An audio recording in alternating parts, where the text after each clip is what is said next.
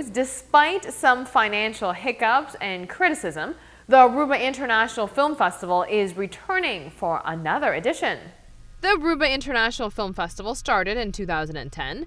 Within its first few years, the red carpet event was able to bring out a tremendous amount of well-known talents to the island.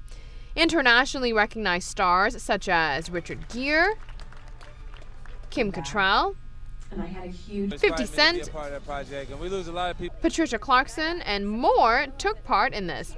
AIFF, sponsored by the Aruba Tourism Authority, came to a screeching halt, though, after financial setback. With that being said, the festival did help Aruba place itself on the map as a mecca for a place with potential for a film industry.